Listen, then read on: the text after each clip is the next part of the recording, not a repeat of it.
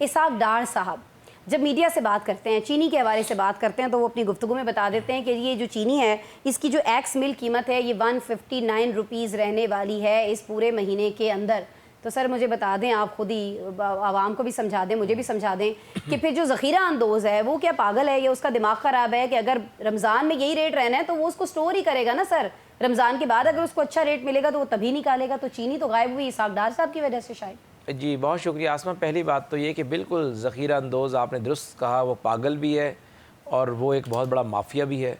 जब गवर्नमेंट ये कह रही है कि शुगर मिल्स ने 159 उनका रेट है और उसी रेट पे उनसे स्टॉकिस्ट जितने भी हैं उन्होंने माल उठाना है और फिर मार्केट में बेचना है, तो जाहिर है बीच में जो मिडिल मैन है जो कि जिसको माफिया का नाम देते हैं वो स्टॉक करता है और रमज़ान का ज़ाहिर फ़ायदा उठाते हुए उसका रेट जो है 180-185 तक ले गया। अब आप बात कर रही थी, ये बहुत ज़्यादा प्रचार किया जा रहा है कि चीनी की शायद एक्सपोर्ट जो है वो उसकी परमिशन दे दी गई।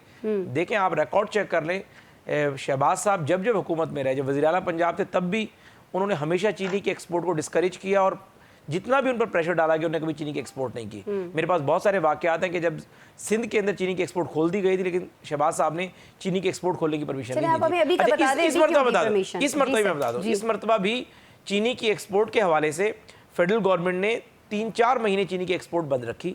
जब आपकी सूबाई हुकूमतों ने रिपोर्ट्स अपनी भेजी, जब आपकी फेडरल गवर्नमेंट की मुतल्लिका वजारत ने कहा कि आपके पास चीनी का एक जो स्टॉक है वो एक सर्टेन लिमिट से ज़्यादा है, तब जाके फेडरल गवर्नमेंट ने कंट्रोल जो है वो चीनी की एक्सपोर्ट खोलने की परमिशन दी। और उसके बाद जो है इस वक्त भी आपके मुल्क में जो चीनी के ज़खायर है वो आपकी ज़रूरियात से ज़्यादा है। लेकिन अगर जाहिर है बीच में स्टॉकिस्ट जो है वो रमज़ान की परवाह भी नहीं करते और एक माफिया का रूप धारते हैं, तो उसमें फेडरल गवर्नमेंट के साथ साथ सूबे भी जिम्मेदार हैं। सूबे भी जिम्मेदार है। ये जो शुगर मिल्स मालिकान हैं, केपी के में भी शुगर मिल्स हैं, सिंध में भी शुगर मिल्स हैं, पंजाब में भी हैं। तो फेडरल गवर्नमेंट एक मीडिएटर का रोल जरूर प्ले कर रही है, लेकिन मैं ये समझता हूँ कि किसी एक पे मलबा डालना मुनासिब ना होगा। और फेडरल गवर्नमेंट जो इकदाम कर रही है, मैं समझता हूँ कि इसका रेट जो है अल्लाह के फजल करम से 15-20-30 रुपए नीचे आ जाएगा। अच्छा, नीचे आ जाएगा। कब तक आ जाएगा ये भी बता दीजिएगा। दूसरा मुझे बता दीजिएगा कि जब हम ज़ख़ीरा अंदोज़ों की बात करते हैं तो उन मिल्स मालिकान के खिलाफ कोई कार्रवाई होगी जिन्होंने यकीन दिलाया था तमाम सूबों में जब मीटिंग्स हुई थी कि जी इसका रेट जो है बाहर भेज दीजिए, चीनी ये 142 से 142 रुपए से ऊपर नहीं जाएगा। जी कोई आपने प्लान किया है सर? आसमा, आप इंसाफ होता हुआ देखेंगी और इंसाफ होता हुआ आपको नजर आएगा। जो शुगर मिल्स ने यकीन दहानियां गवर्नमेंट को अगर कराई और उनके पास वो स्टॉक नहीं था, नहीं देखें लेट मी कंप्लीट, उनके पास स्टॉक नहीं था और उन्होंने हुकूमत से गलत बयानी की, तो जिस शहबाज शरीफ को मैं जानता हूं, शहबाज साहब मेरिट पे कभी कंप्रोमाइज नहीं करते। और आप देखेंगी कि चाहे वो शुगर मिल्स मालकान हो, चाहे वो दरमियान के स्टॉकिस्ट हो, चाहे वो आपके ज़ख़ीरा अंदोज करने वाला माफिया हो, इन सब के खिलाफ कार्रवाई होगी और चीनी का रेट को भी हम कंट्रोल करेंगे। ये मायूसी जो है ना, इसका इजहार जो है वो फजलुर रहमान साहब ने 26वीं आईनी तरमीम के मौके पर भी किया था और तब भी वो कह रहे थे कि जी आए हमारे साथ बैठ जाएं, लेकिन जब कोई बैठा नहीं तो फिर वो आगे बढ़ गए। हुज़ैफा साहब, आप लोग क्यों इतने मुतमईन है भाई, जब इतने बड़े बड़े दावे यूसुफ सही साहब ने तो कह दिया, चैलेंज कर दिया है कि भाई मौलाना साहब आएंगे नहीं, मौलाना साहब आ चुके हैं उनके साथ। जी बहुत शुक्रिया। पहली बात तो मैं आपके स्क्रीन पे एक लोअर थर्ड आपका चल रहा था कि हुकूमत इलेक्शन जीत कर नहीं आई मौलाना फजलुर रहमान साहब का, तो इसकी मुराद जो है मौलाना साहब का मुराद ये है कि खैबर पख्तूनख्वा की हुकूमत जो है वो इलेक्शन जीत कर नहीं आई और उनका जो है उसकी मैं थोड़ा सा इसकी मैंने कहा तस्दीक कर दूं ताकि वो लिख लें ज़रा से मतलब। और इसको जो है बात ये है कि मौलाना फजलुर रहमान साहब कहते हैं कि ये धांधली ज़दा हुकूमत है, ये फॉर्म 45-47 के लोग बैठे हुए हैं। तो कभी उन्होंने ये नहीं कहा कि नून लीग धांधली ज़दा है, कभी उन्होंने कहा पीपल्स पार्टी धांधली ज़दा, उन्होंने क्या कहा, उन्होंने कहा ये सारे। अब बात ये है कि मैं लेट मी कंप्लीट, देखिए मैं खामोश रहता हूँ जब भी बात हो रही होती है ताकि हेल्दी डिस्कशन हो। इतना बोले जितना हम बर्दाश्त कर सकते हैं ना, मैं उतना ही बोल रहा हूँ, तो ये बर्दाश्त की कैफियत तो आपने होनी चाहिए, क्योंकि आप मुझे मेरे टाइम दें, मैं बात कर सकूँ। बहुत शुक्रिया। अच्छा, अब बात यह कि मौलाना फजलुर रहमान साहब का पंजाब में किसी एक हल्के पे भी क्लेम नहीं है कि फ़लाँ हल्के में धांधली हुई और मेरा उम्मीदवार हरा दिया। वो सबसे बड़े स्टेक होल्डर KPK के हैं और KPK के अंदर उन्हें हर हल्के में तहरीक इंसाफ ने हराया है। और अगर मौलाना फजलुर रहमान साहब का मुतालबा हम दुरुस्त मान लें तो सारी सीटें मौलाना साहब को दे दी जाएँ कि उनके साथ धांधली हुई है, तो तहरीक इंसाफ के पास जो मैंडेट बचा हुआ ये भी नहीं बाकी बचता। अब इंपॉर्टेंट बात यह है कि मौलाना फजलुर रहमान साहब ठीक है, उनका अपना एक नुक्ता नज़र है, वो इस अपोजिशन की जमातों के साथ खड़े हुए हैं, लेकिन मौलाना फजलुर रहमान साहब का सबसे बड़ा जो क्लेम है वो तहरीक इंसाफ के ख़िलाफ़ है और उनकी जो रेमेडी है वो भी तहरीक इंसाफ से मुताल्लिक है।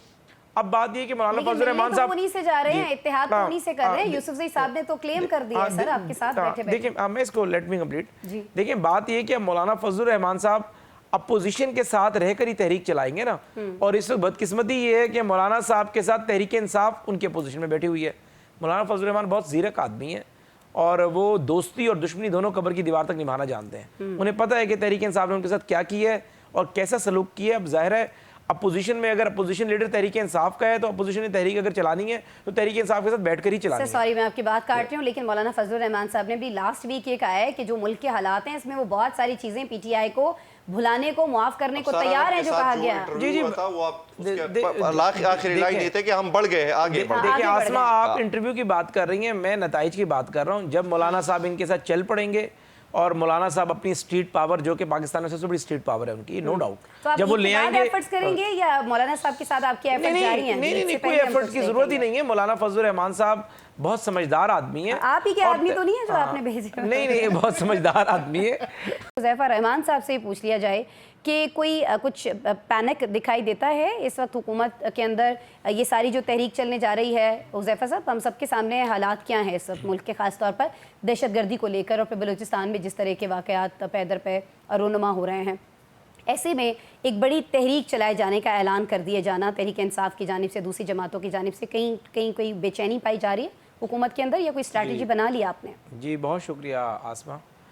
मेरे भाई अखमद सादा साहब जो बातें कर रहे थे, मेरे ख्याल से मेरा मामला उन्होंने बड़ा आसान कर दिया है कि उन्होंने कहा कि हमेशा जो है बलूचिस्तान में कठपुतलियों को बिठाया जाता रहा और जो जेन्युइन मैंडेट था उस मैंडेट के बजाय किसी और तरफ इशारा करके उन्होंने कहा कि उनका नुमाइंदा जो है वज़ीर आला रहा।